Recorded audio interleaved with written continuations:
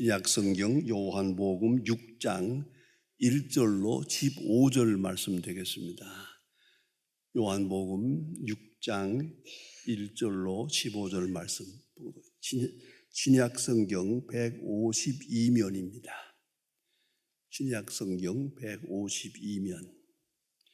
요한복음 6장을 봉독하게 됩니다. 이 계시의 말씀을 봉독할 때에 다 함께 하나님의 음성을 들으실 수 있기를 바랍니다.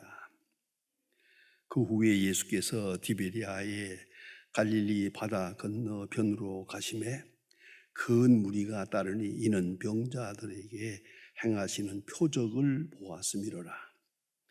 예수께서 산에 오르사 제자들과 함께 거기 앉으시니 마침 유대인의 명절인 유월절이 가까운지라.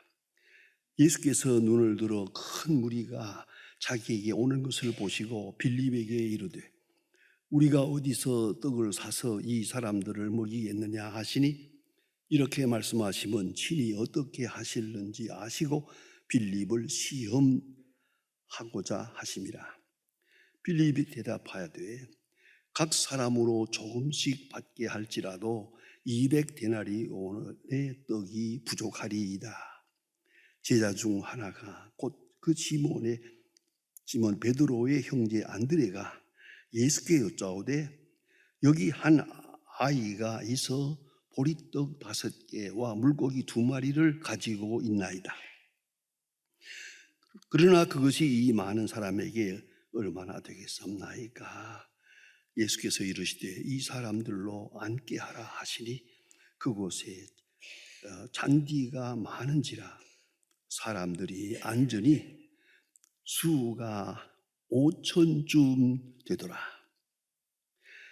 예수께서 떡을 가지사 축사한 후에 앉아있는 사람들에게 나누어 주시고 물고기도 그렇게 그들을 원하는 대로 주시니라. 그들이 배부른 후에 예수께서 제자들에게 이르시되 남은 조각을 거두어 버리는 것이 없게 하라 하시므로 이에 거두니 보리떡 5개로 먹고 남은 조각의 12바구니에 찼더라. 그 사람들이 예수께서 행하신 이적을 보고 말하되 이는 참으로 세상에 오실 그 선지자라 하시더라.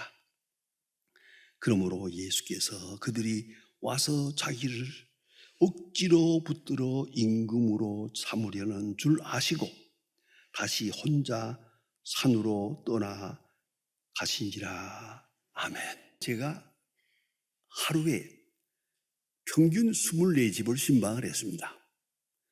판잣집들이니까 그냥 이 집 신방하고 그 다음 집 이렇게 하면서 신방을 많이 할 때입니다. 그래서 그 어린아이들을 보면서 그 가정의 행복을 보았고 또 그리고 어린아이들과 같이 이렇게 어른들하고 얘기하는 걸 보면서 많은 것을 배우고 깨달았습니다. 그때 주고받은 말 여러분도 한번 상상해 보시길 바랍니다. 전부가 어린애가 아주 예쁜 어린애가 여기 있는데 이걸 보면서 하는 말은 전부 자기 닮았다면 다 좋아합니다. 그래서 자기 닮았다 그러고 예쁜 건 자기 닮았다 그러고 나쁜 건 저쪽 닮았다 그러고 전부 자기 닮았다 그런데 아버지 닮았다 그러면 아버지 좋아하고 엄마 닮았다면 엄마가 좋아하고 그런 것을 보았습니다. 그래서 전부가 모두가 자기 닮았다고 하고 싶어 하는구나 하는 그런 느낌을 느꼈는데 특별한 집이 하나 있더라고요. 어떤 아버지가 그 예쁜 아이를 안고 하는 말입니다. 너는 제발 나같이 못난 아비를 닮지 마라. 착하지 착한 너의 어머니를 닮아라. 이러더라고요. 이 말 한마디를 듣고 그 옆에 있던 그 어머니가 그 부인이 울더라고요. 저 남편이 못된 사람인 줄 알았는데 그래도 그 마음속에 진실한 양심이 있구나 하고 아내를 위하는 마음이 있구나 그 생각을 해서 그런지 이 말 한마디에 그 부인이 우는 것을 보고 많은 것을 생각했습니다. 여러분, 어린이는 천사처럼 예쁘게 태어납니다. 자라가면서 듣고 보고 느끼고 생각하고 체험합니다. 그러면서 몸도 자라고 생각도 자라고 가치관도 자라고 믿음도 자라고 이렇게 성장해 나갑니다. 자, 그런데 문제는 표본이 문제입니다. 무엇을 듣느냐에 따라서 달라집니다. 어린이는 마치 하얀 종이 같습니다. 거기다 누가 어떻게 색칠을 하느냐에 따라서 달라지는 겁니다. 그 깨끗한 마음에 우리가 상처를 입힐 때가 너무 많거든요. 천사 같은 마음에 말이에요. 무엇을 듣고 무엇을 보고 무엇을 느끼고 사느냐, 얼마나 중요한지 모릅니다. 예. 특별히 요새 와서는 그런 논문들이 많이 나옵니다. 무의식 중에 1살에서 4살까지, 그건 4살 전에 이런 사람을 기억을 못합니다. 하지만 이건 잠재의식이 됩니다. 4살 전에 본 거 마음속에 심겨집니다. 4살 전에 들은 거 가슴속에 이게 인각이 됩니다. 그래 문제라는 거 아닙니까? 그 심리학자는 말합니다. 1살에서 4살 그 사이에 아버지 어머니가 다투고 서로 큰 소리를 내고 어머니를 때리고 이런 것을 보고 애가 악 하고 울고, 이렇게 되면 기억에서 사라진 것 같아도 그 잠재의식 때문에 얘는 절대로 좋은 가정을 이룰 수가 없다는 겁니다. 이게 얼마나 무서운 얘기입니까? 그러니까 우리 어린아이들에게 좋은 것을 보여주고 좋은 것을 들려주고 좋은 느낌을 주고 이렇게 자라가도록 분위기를 만들어 가야 한다는 말이죠. 그러나 우리가 심리학적으로 하는 말, 제일 중요한 말이 하나 있습니다. 사람은 배우는데 모델링이 필요합니다. 모델라이징, 모델이 필요합니다. 표본이 필요한데 이 표본은 둘이 있습니다. Love and hate, 사랑과 증오입니다. 사람은 사랑하면서 배웁니다. 사랑하면서 사랑하는 자를 닮습니다.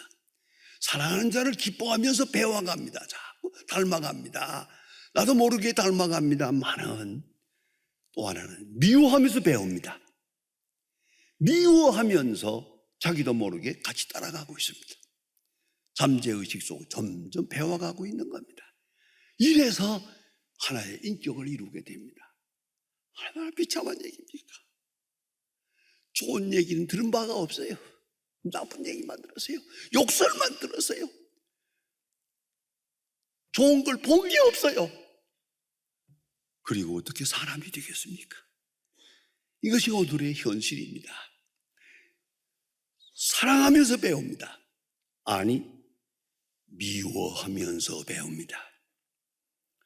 이게 더 무서운 것입니다.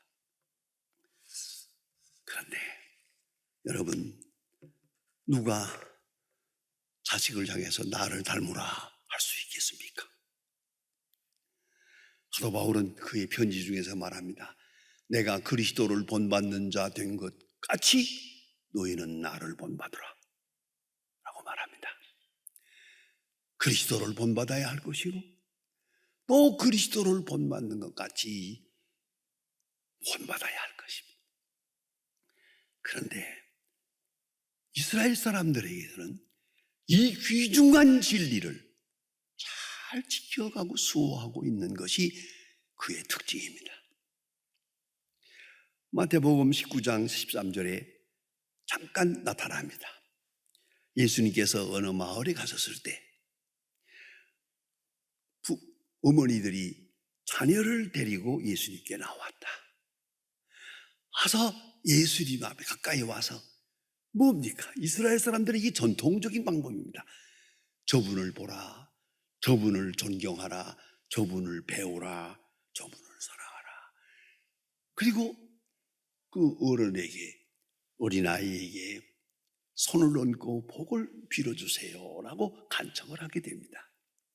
그래서 귀한 손님이 그 마을에 오시면 동네 아이들을 다 데리고 어머니들이 와서 그 어른을 뵙게 그렇게 분위기를 만듭니다. 이게 바로 이스라엘 사람들입니다. 그래서 이스라엘 사람들의 가정교육의 근본 교리가 딱 둘이 있습니다. 하나가 경건이고 하나가 존경입니다. 경건과 존경, 하나님을 경외하는 것, 이걸 본을 보여야 됩니다. 내가 기도하고 자녀들을 기도하고 함께 기도하고 내가 경건한 생활을 하면서 내가 교회에 나가면서 학생들, 내가 열심히 새벽기도 나가면서 자녀들에게 본을 보이는 경건의 본, 모델라이징이 중요하고요. 그 다음에는 사람을 존경하는 것. 그러기 위해서는 특별히 존경할 사람을 존경해야 돼요.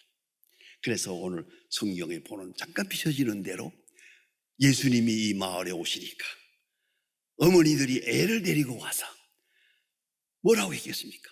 저 어른을 보라, 저분을 본받아라, 저분을 존중해라, 이겁니다. 이것이 교육입니다. 긴 말이 필요가 없어요. 말로 되는 게 아니에요. 이거는 경건과 존경 가르칩니다. 특별히 랍비들이 옛날에는 이 마을 저 마을을 신방을 했습니다. 랍비가 이 마을에 딱 들어오시면 온 동네 아이들을 다 데리고 와서 봐라, 랍비야, 하나님의 종 랍비가 여기에 있다. 저분을 바라보라, 저분을 높여보라, 저분을 존경하라, 저분의 말을 들으라, 이렇게 가르치는 거예요. 이게 얼마나 중요한지 모릅니다. 미안한 말씀입니다만은 제가 자랄 때도 우리 어머니가 우리 목사님들을 얼마나 존경을 하는지. 언젠가 한번 제가 집에 밤늦게 들어갔어요. 그랬더니 아버지 혼자 계시더라고요. 그래서 어머니 어디 가세요? 그러니까 우리 아버지 하는 말이, 너 엄마 뭐 맛있는 음식 한 가지 했다고 해서 그거 들고 목사님 댁에 갔다. 그 다음 말이 중요해요. 내 엄마가 목사님만큼 나를 위하면 내가 열려문 세워준다 그러더라고요. 그래서 맛있는 것만 있으면 목사님한테 가지고 이런 걸 보았어요. 우리 아버지가 질투하더라고요. 자, 이런 분위기야. 그렇게 목사님을 존경하니까 내가 목사가 됐잖아요. 이걸 잊지 말아야 돼요. 예. 그러니까 경건과 사람을 존경하고 어른을 존경하고 하나님의 종을 높이는 그러한 분위기를 만나. 그래서 저분을 닮아라, 저분을 본받으라, 저분의 말씀을 들어라, 이 모델라이징이에요. 가정교육의 최후의 길이, 그걸 잊지 말아야 합니다. 오늘 본문 말씀에 보면 예수님께서 5,000명을 먹인 기적에 대한 얘기가 있습니다. 성서신학적인 말씀을 잠깐 드리면은 사복음이 있지 않습니까? 마태, 마가, 누가복음, 요한복음. 여기에 이 복음에 있는 이야기가 이 복음에는 없고, 이 복음에는 있는데 이 복음에는 빠지고 그렇습니다.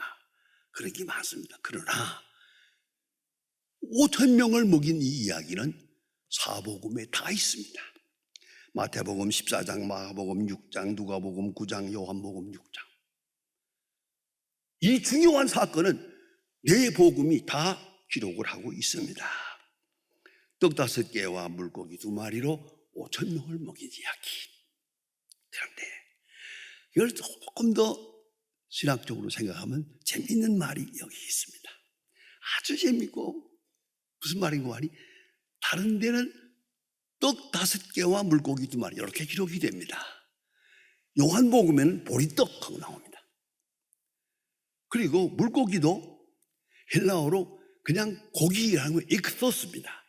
익소스라는 말은 그 일반적으로 물고기라는 말입니다. 전체를 물고기 말합니다만은 여기서 말하는 건 익소스가 아닙니다. 옵사리온입니다. 이게 기가 막힌 말씀입니다. 옵사리온이라는 말은 어부들이 바닷가에서 물고기를 잡아서 그물로 걸어들였어요. 그 다음에 큰 것은 바구니에 넣고, 자, 아주 작은 것은 다시 바다에다 던지고 키워야 되니까 그 중간 거 가지고 가기는 좀 그렇고, 또 다시 바다에 집어넣기는 또 그렇고 아까워요. 그런 거 그냥 모래밭에다 버립니다. 그럼 바짝 말라지면 가난한 사람들이 와서 주성합니다. 이게 옵사리온입니다. 가장 가난한 사람들이 바닷가에 가서 어부들이 내버린 거, 말라빠진 거, 주워온 거, 그거. 그런 물고기.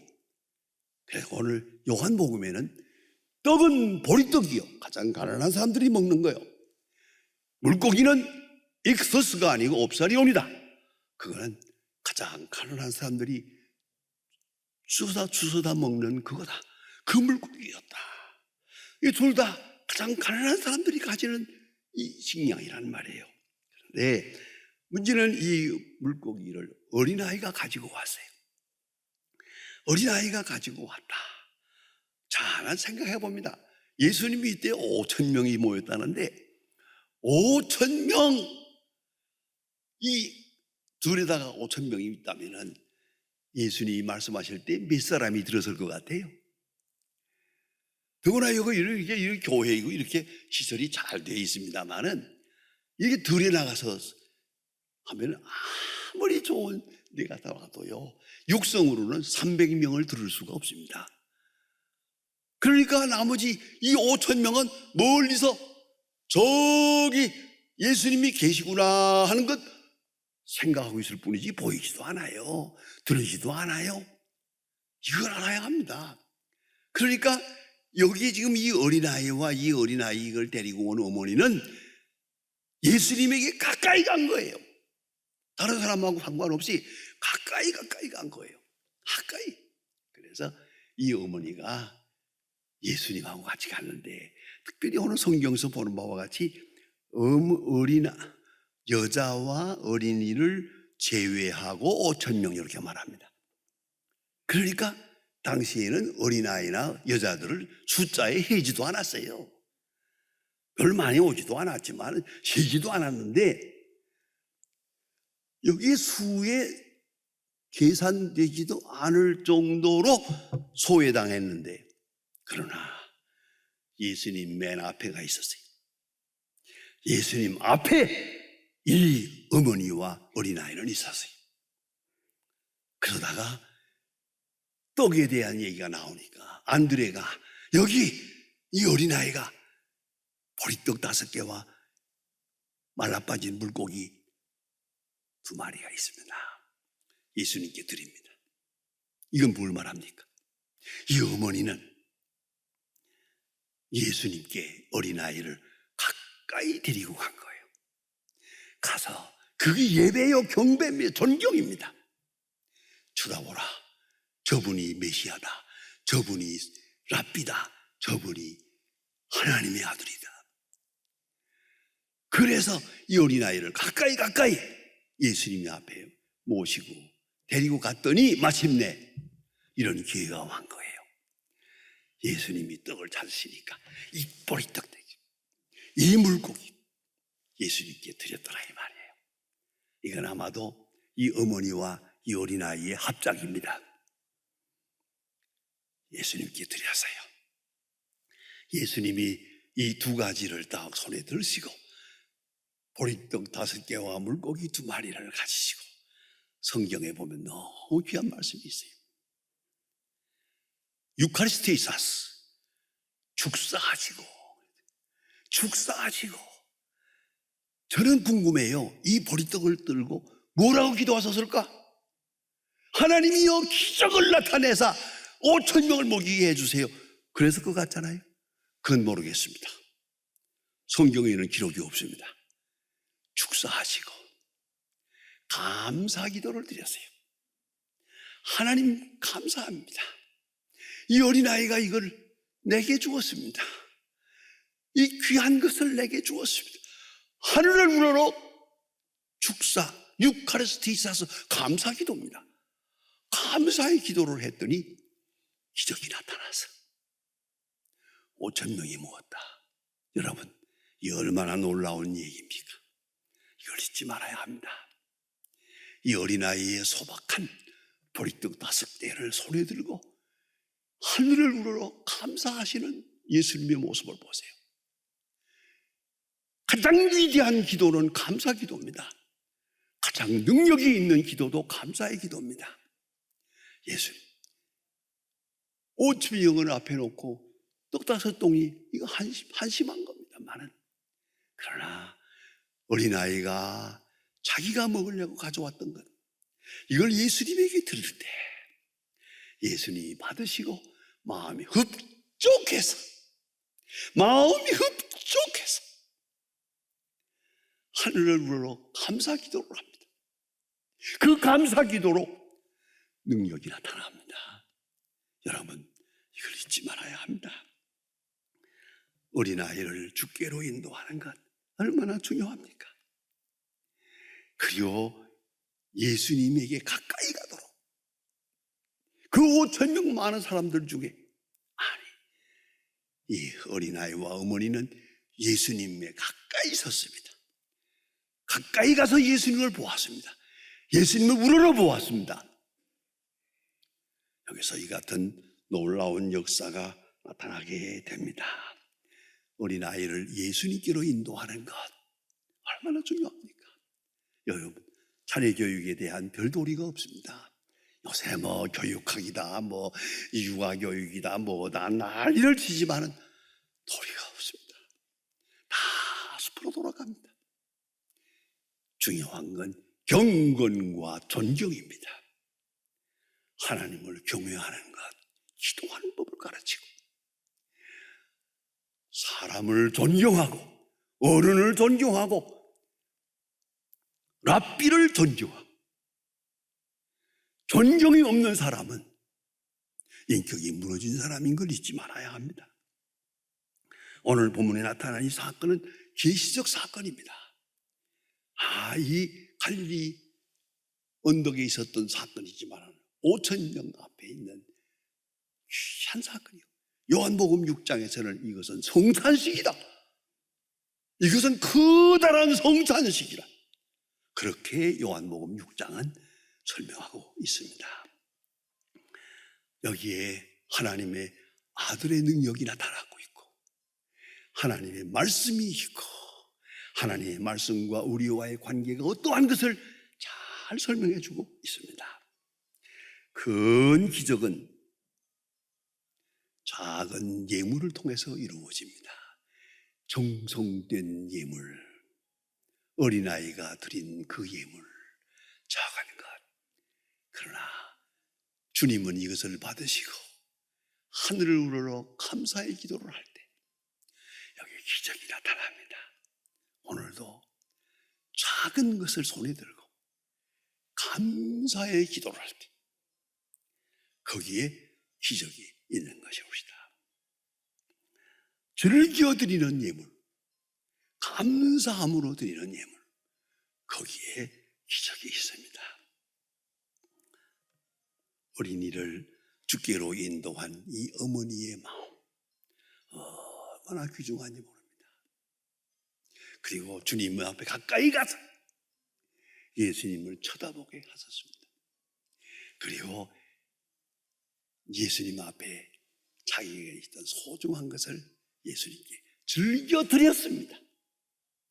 아마도 예수님 잡수시라고 드렸을 거예요. 드릴 때는. 그러나 이를 통하여 큰 역사가 나타납니다. 여러분, 우리도 지금 우리의 미래를 생각할 때 젊은이를 생각하고 우리 어린이들을 생각하고 그들을 통해 전개될 미래를 걱정하고 있습니다. 여러분, 요새 와서 스마트폰이니 뭐 해가지고 많은 젊은이들이 보아서는 안 될 걸 보고 들어서는 안 될 걸 너무 미리 듣습니다. 그들의 마음이 헝클어집니다. 엉망이 되어버렸어요.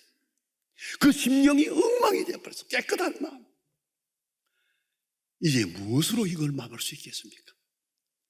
오직 말씀, 경건, 존경, 말씀, 그리고 즐겨 드리는 헌신, 깨끗한 마음, 이걸 가르쳐야 됩니다. 이걸 본받아야 됩니다. 그래야 할 때 하나님의 큰 역사는 5,000명을 먹이는 역사는 오늘도 나타날 것입니다. 기도하십니다.